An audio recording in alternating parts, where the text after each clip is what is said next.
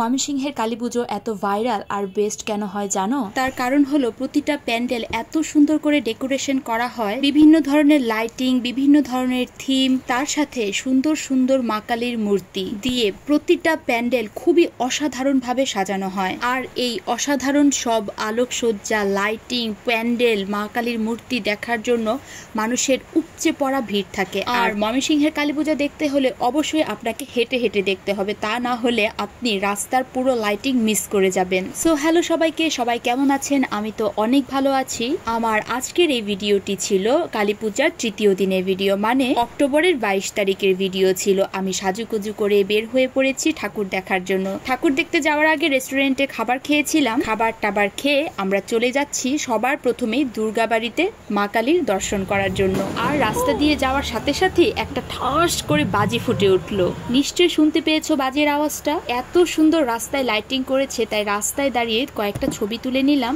তো চলো, প্রতি বছরই ময়মনসিংহের দুর্গাবাড়ি মন্দিরে দুটো পুজো হয়, একটা হয় ভেতরে আরেকটা হয় বাইরে। এটা হলো বাইরের পুজোটা। বাইরে পুজো হওয়ার কারণে রাস্তাটা এত সুন্দর করে ডেকোরেশন করা হয়। আর এই যে আমার সাথে তোমরাও একটু মা কালীর দর্শন করে নাও। অনেক সুন্দর হয়েছিল কিন্তু মূর্তিটা। আমি কিন্তু ভিডিওর প্রথমেই বলেছি, ময়মনসিংহের ঠাকুর দেখতে গেলে সেটা দুর্গা ঠাকুরই হোক বা কালী ঠাকুরই হোক, আপনাকে হেঁটে হেঁটে ঠাকুর দেখতে হবে। কারণ পুরোটা রাস্তা এত সুন্দর করে ডেকোরেশন করা হয়, সেটা রিক্সায় বসে কখনোই ঠাকুর দেখা সম্ভব নয়। রাস্তায় রাস্তায় লাইটিং দেখা পুরোই মিস হয়ে যাবে। এই দেখো, কথা বলতে বলতে এইবার আমরা চলে এসেছি ময়মনসিংহের দশভুজা মন্দিরে। বাপরে বাপ, সেইখানে গিয়ে দেখি মানুষের একদম উপচে পড়া ভিড়। কোনোভাবে আমি মা কালীর একটু সুন্দর করে ভিডিও ক্যাপচার করতে পারছিলাম না, কারণ সেদিন ময়মনসিংহের দশভুজা মন্দিরে ধুনুচি নাচের অনুষ্ঠান হচ্ছিল।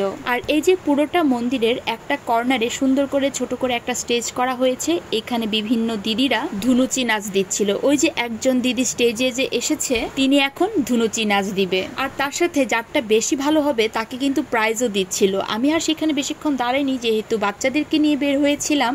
আর এইটা হলো ময়মনসিংহের শাঁখারীপট্টিতে সেই ভাইরাল রাস্তাটা, ছাতা দিয়ে ডেকোরেশন করা এই রাস্তাটা।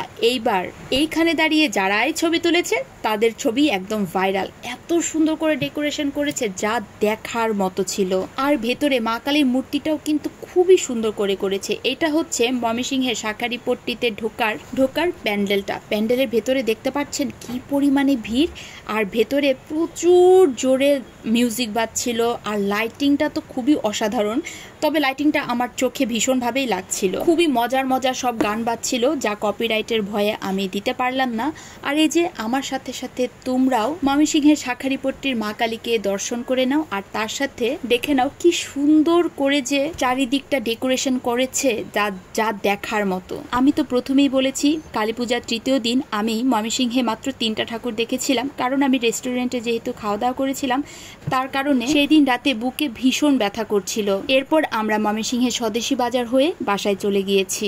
স্বদেশী বাজারের রাস্তাটা আর প্যান্ডেলটা কিন্তু অনেক সুন্দর করে করেছে। আর তার সাথে ময়মনসিংহের স্বদেশী বাজারের কালী ঠাকুরটাকেও তোমাদেরকে দর্শন করিয়ে দিলাম। তো আজকের ভিডিওটা কিন্তু আমার এই পর্যন্তই। দেখা হবে কালীপূজার চতুর্থ দিন। আমরা কোথায় কোথায় ঠাকুর দেখেছি, কি কি করেছি, কেমন নাচানাচি করেছি, কত আনন্দ করেছি, সেই ভিডিও নিয়ে দেখা হবে তোমাদের সাথে আমার পরের ভিডিওতে। তো আজকের মতো এখানেই। So tata.